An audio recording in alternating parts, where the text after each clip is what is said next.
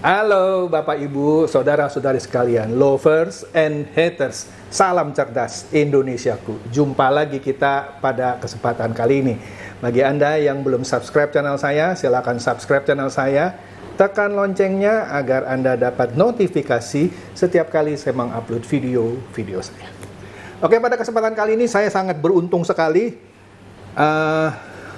Sambil makan siang diundang nih sama Pak Yusuf Hamka nih, orang yang paling susah gitu ya kalau untuk diajak podcast. Cuman saya mungkin orang yang lagi beruntung nih. Apa kabar Pak Yusuf Hamka? Alhamdulillah sehat Pak Chandra. Waduh. Bagaimana Pak Chandra, sehat? Baik Pak. Kita ini sebenarnya satu alumni penabur. Ini senior saya ini. Tapi waduh, bisnisnya saya nggak ada apa-apanya lah sama Pak Yusuf Hamka. Oke, saya banyak belajar dari Pak Yusuf Hamka. Nah, kali ini saya akan bincang-bincang dengan Pak Yusuf Hamka, rahasia bisnisnya dan segala macam deh, gitu. Oke Pak, bisa diceritain Pak yang terakhir Bapak soal hutang piutang itu dengan negara udah oke lah Pak ya? Gini, kalau soal utang 800 miliar itu kan negara mempunyai utang kepada saya. Sudah oke, katanya konon akan dibayar. Akan dibayar. Tapi menurut saya Belanda masih jauh. Belanda masih jauh ya. Ya kan. Jadi tapi yang penting buat saya bukan soal pembayarannya. Iya. Tapi negara melalui Pak Menko Polhukam, Pak Mahfud MD sudah mengakui bahwa betul ada hutang kepada saya. Ya. Pertama itu. Kedua, tidak betul bahwa Yusuf Hamka mempunyai utang BLBI. Itu yang paling penting kan.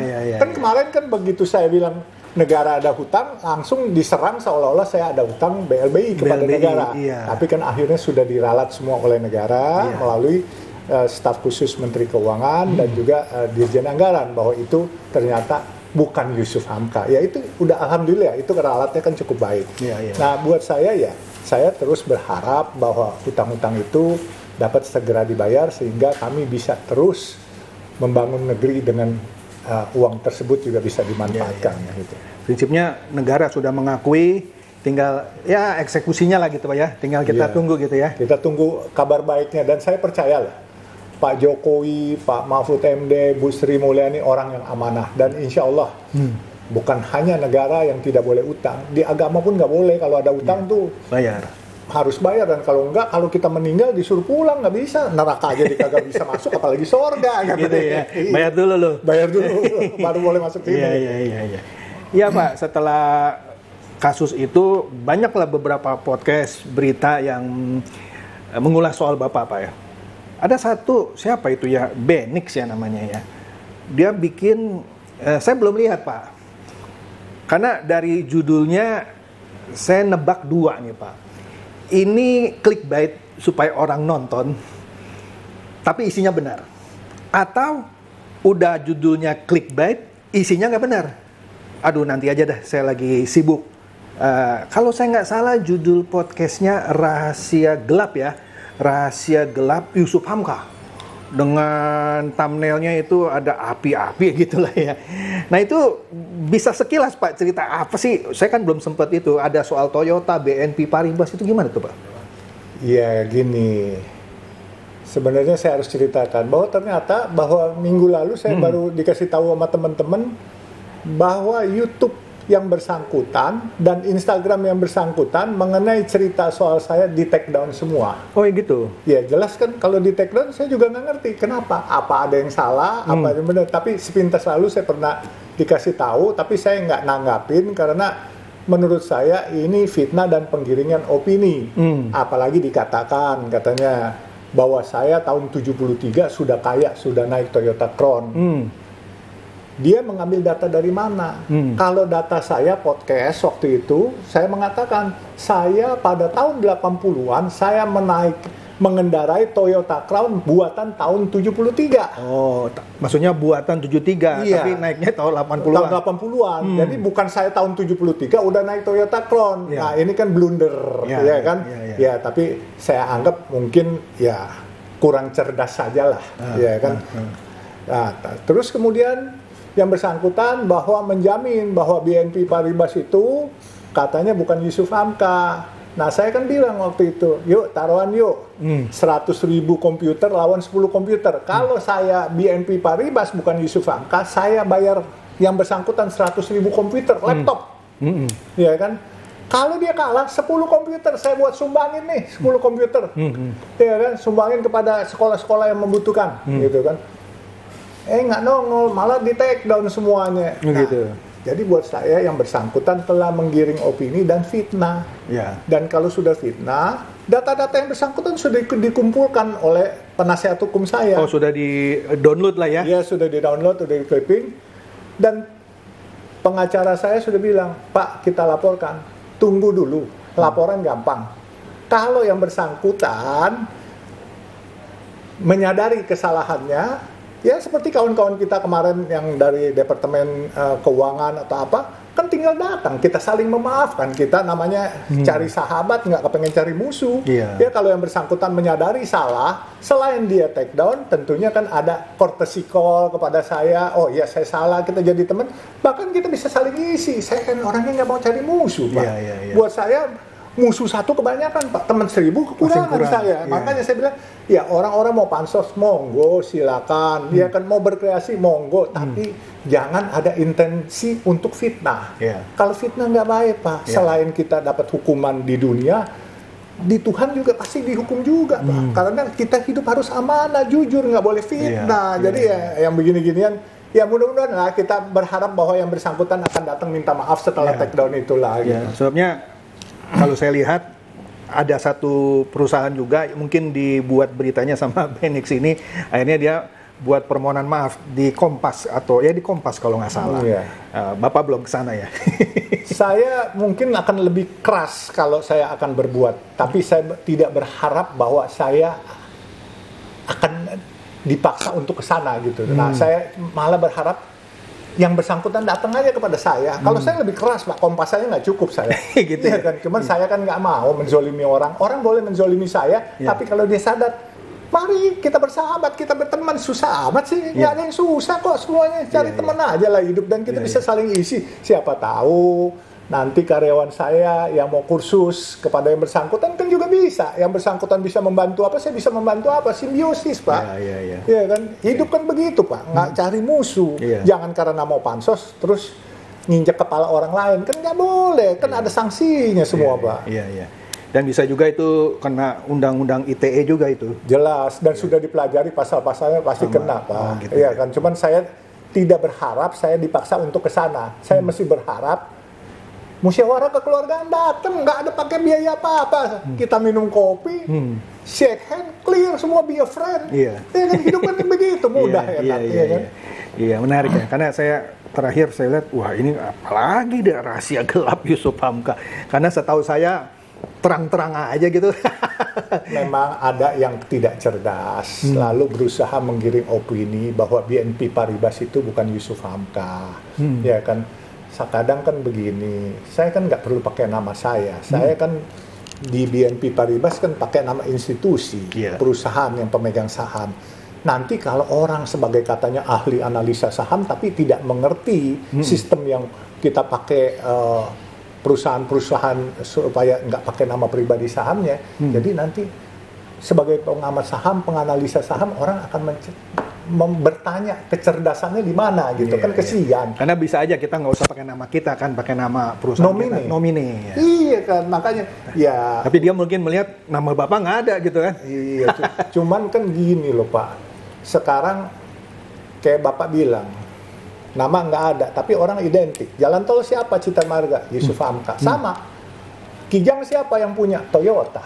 Iya kan, nggak mungkin Kijang dimiliki Mercy kan. Sama aja, Pak. Jalan tol siapa? Yusuf Hamka. Kemarin peresmian 11 Agustus jalan tol Cileunyi Sumedang Daua oleh Bapak Presiden. 62 kilo. Anak bangsa. Siapa yang bikin? Ngapain Presiden ngundang saya? Dan saya tampil di depan dengan Menteri PU dengan Pak Ridwan Kamil. Kenapa nggak cari pemilik BNP-nya? Mana gitu kan? Kan gitu aja. Kecerdasan itu kan perlu, Pak, sehingga tidak menyesatkan, Pak. Jadilah analisis yang baik, yang akurat. Ya kalau mau belajar sama saya, monggo silakan. Saya nggak sekolah, tapi insya Allah saya amanah, jujur, dan ilmu saya, jam terbang saya cukup banyak lah. Ya demi Allah saya selalu mengajarkan teman-teman dan saya tidak pernah meng-underestimate siapapun. Oleh sebab itu, kalau ada teman yang salah, pasti mau belajar, ayo kita belajar sama-sama, Pak. Iya. Nah, teman-teman ya, ini dulu memang ini Pak Yusuf ini senior saya. Dulu kita alumni Penabur, Pak ya. Itu sekolah Kristen. Nah, Pak Yusuf Hamka, meskipun Muslim, saya seorang Kristen, tapi kita tetap berteman gitu ya. Kita nggak ada gitu ya, mentang-mentang kita beda agama, musuh-musuhan. Nah, Pak Yusuf Hamka kalau nama itunya Baba Alun ya. Nama Alun Yosef tuh nama Alun Yosef ya. Nama Chinese-nya Alun Yosef, tapi terakhir sering sebutnya Baba Alun ya. Iya.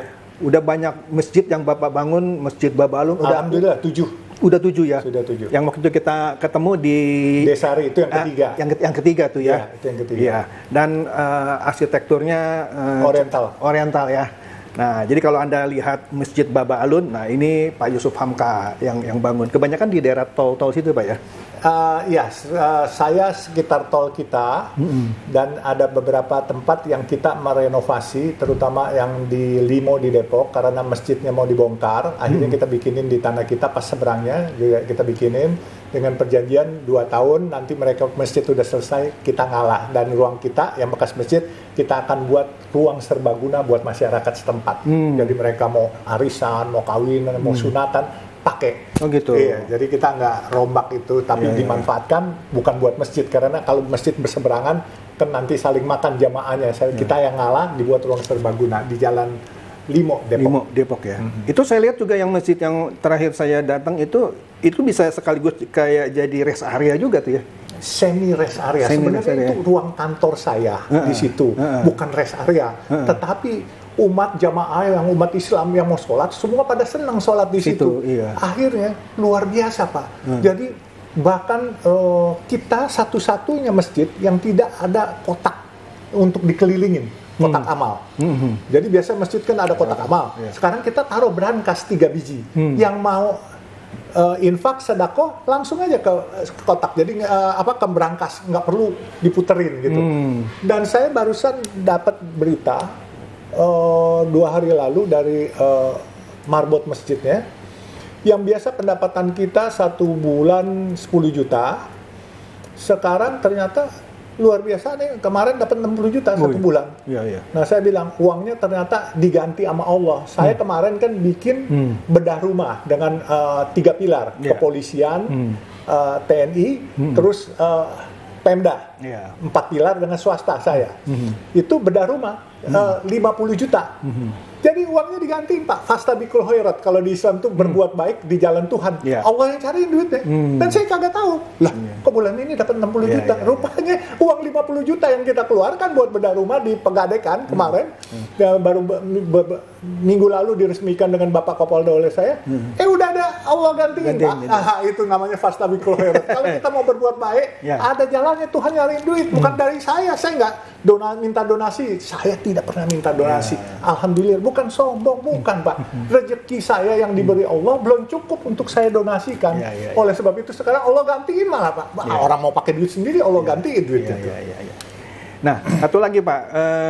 Saya sering dengar Bapak ini sebagai tokoh masyarakat lah sebutnya ya, sering diminta untuk entah itu namanya nyalek atau jadi calon gubernur, wakil gubernur. Tapi Bapak sering nolak itu kenapa, Pak ya? Gini. Tujuan hidup saya dari awal, saya mau jadi pengusaha. Saya mau jadi orang kaya, tapi yang bermanfaat. Ya. Kalau saya nyalek, saya akan membebani negara. Negara harus menggaji saya, memberikan fasilitas saya. Padahal Bapak udah cukup lah. Saya sudah cukup. Ya. Kalau saya nyagup, sama juga. Saya akan memakai anggaran negara. Kemudian memakai anggaran negara, kalau saya amanah, kalau saya cuma mengejar popularitas, terus memperbanyak harta, nanti saya dosa. Nah, saya menghindari perbuatan-perbuatan dosa di usia saya 66 tahun. Allah sudah kasih saya dengan berkecukupan dengan usaha saya.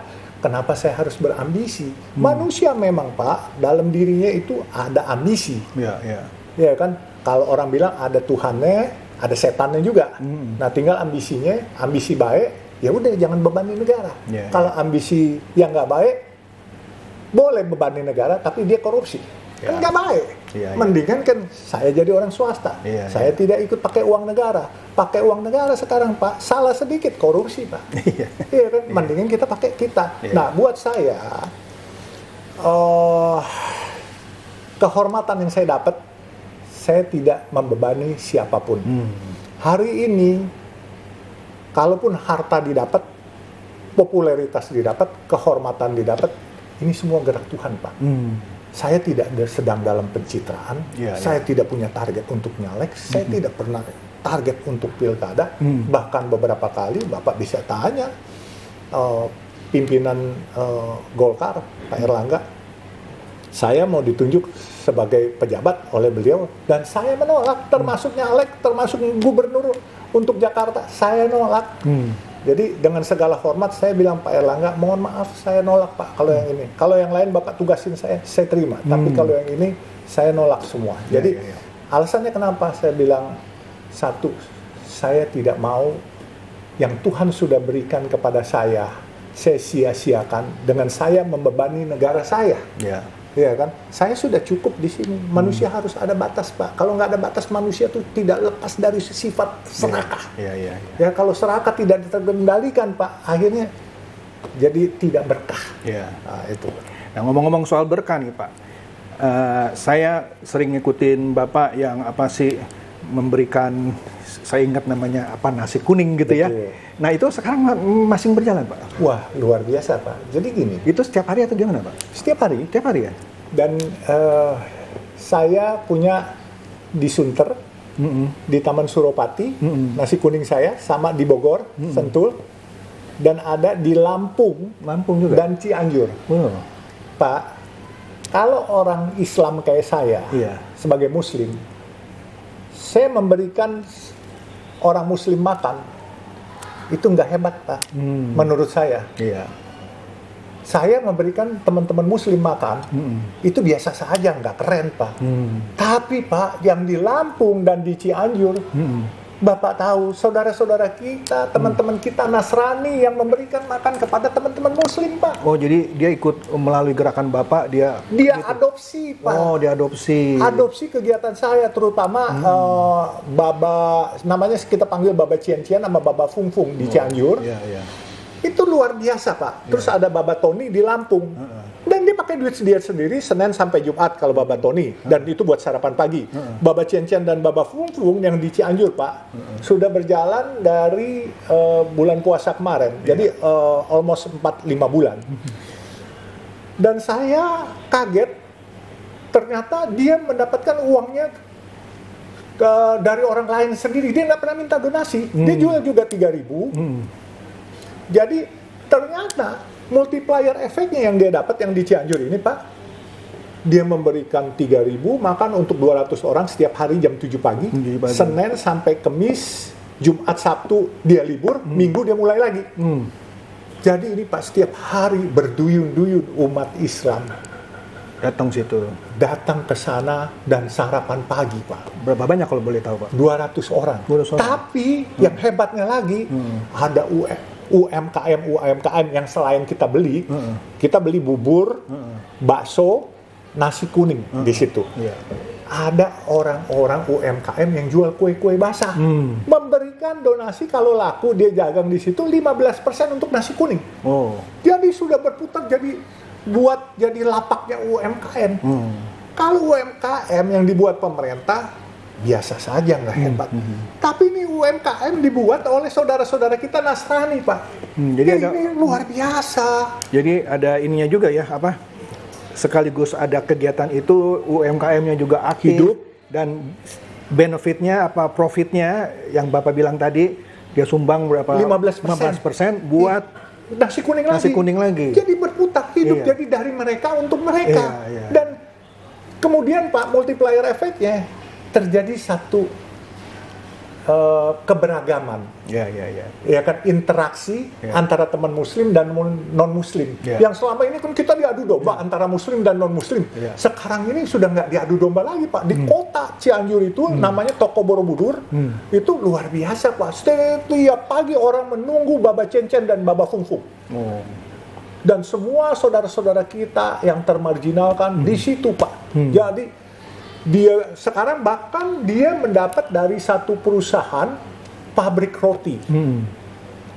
Dia kasih ke jual roti itu 3.000, dia kasih ke pedagang itu 2.000. Pedagang itu bisa ambil 20 roti, dia jualan, dia dalam 6 jam kembali, dia bisa untung 20.000. Jadi selain bisa makan dengan harga 3.000, bisa bawa cuan lagi pulang.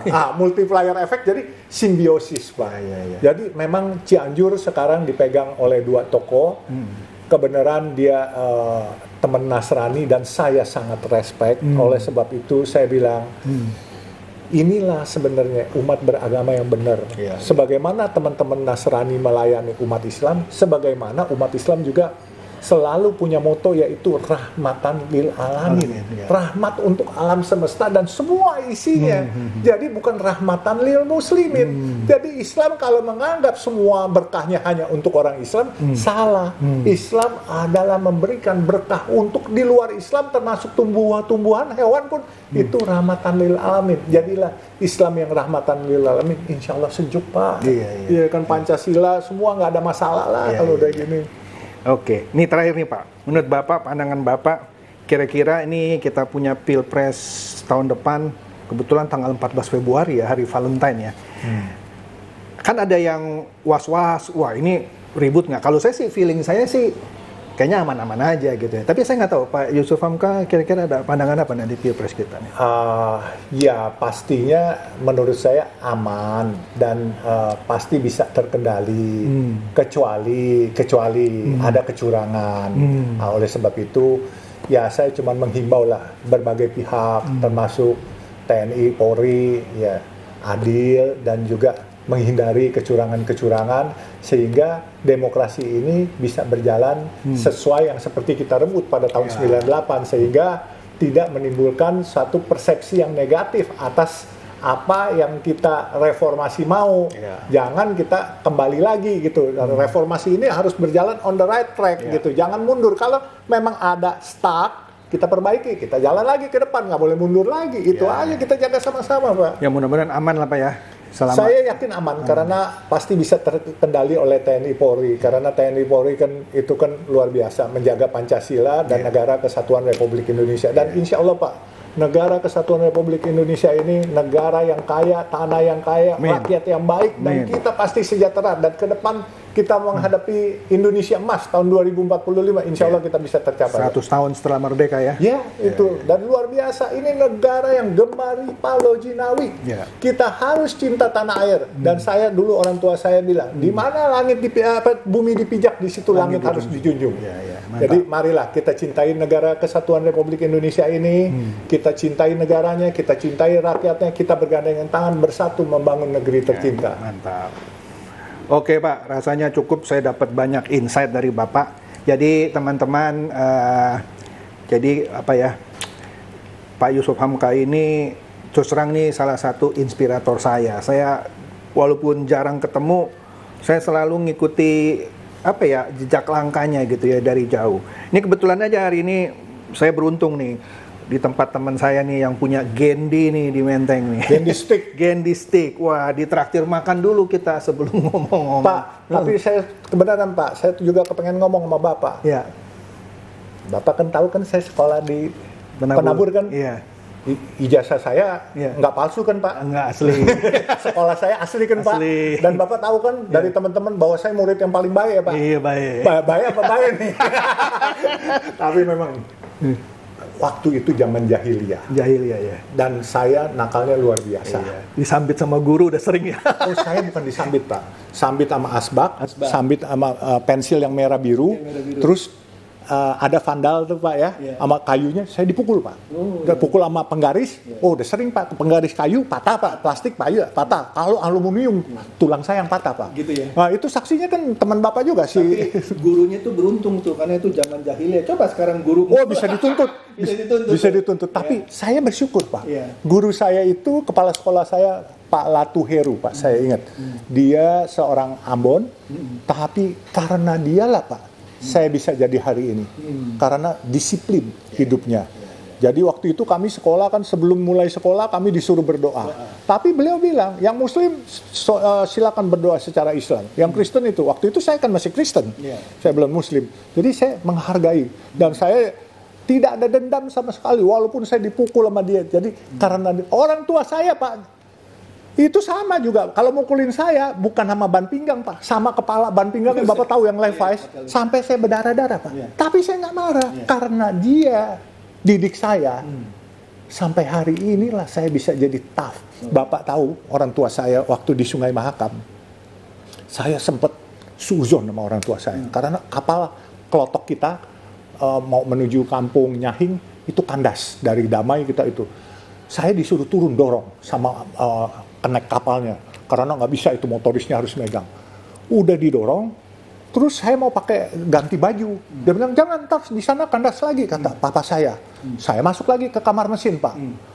Dia bilang, lu masuk kamar mesin, ntar cari anget di situ, ntar kandas lagi, lu turun lagi. Bener, Pak, saya ada 20 kali turun naik. Dan yang saya luar biasa kaget, waktu pagi, itu kalau nggak salah dari jam 12 malam, pagi jam 5:30 kita sampai, di situ bilang, wah tadi ada ketemu buaya di sungai, 2 orang kampung katanya. Jadi itu daerah buaya, Pak, di situ. Jadi saya selamat di situ. Saya sempat berpikir, kok bapak saya kok suruh saya ke sana ya, padahal bahaya. Tapi rupanya saya sedang digembleng oleh papa saya. Ayah saya menggembleng saya, dan ini nggak pernah saya ceritakan, Pak. Jadi ini luar biasa gemblengannya. Jadi mungkin sang buaya juga mungkin nggak mau makan saya karena sesama buaya tidak saling makan. Nah, ini rahasia gelapnya gitu. Rahasia gelap itu, sesama buaya tidak saling gigit ya. Ini rahasia gelap yang benar nih, gitu ya. Bukan yang BNP Paribas, bukan yang Toyota. Kalau itu saya bisa buktikan, Pak. Iya kan, sekolah saya masih naik motor, Bapak tahu, tahun 73 itu saya 72 masih di pintu air, 73, 74 saya di Trisakti. Jadi itu saya masih naik motor. Jadi kalau orang bilang saya naik mobil, itu hoax, bener lah. Saya 80 saya bawa mobil pun Toyota Crown, itu kakak saya punya, Pak. Itu kakak saya punya. Saya malah bawa Honda Live, Bapak tahu Honda Live? Saya bawa, saya nyupir, dan saya seneng, Pak. Jadi kalau kakak saya nggak pakai, saya bilang, sini deh, gue yang isiin bensin. Saya pakai buat bawa teman-teman, Pak, teman-teman sekolah, teman-teman perempuan. Kan kita mesti genit-genit, mesti cari pacar dulu waktu kecil, gitu. Oke. Jadi kira-kira itu diskusi saya hari ini. Kita sudah dapat banyak insight dari Pak Yusuf Hamka. Terima kasih, Pak, atas waktunya. Ya, terima kasih. Terima kasih banget nih, susah kalau mau podcast sama Pak Yusuf Hamka. Oke, itu saja. Semoga ini mencerdaskan dan mencerahkan Anda semua. Silakan share video saya ini kepada teman-teman, sahabat atau kerabat supaya mereka tambah cerdas dan tercerahkan. Seperti biasa, terima kasih. Terima kasih. Oke. Semua ini ternyata. Itu ya.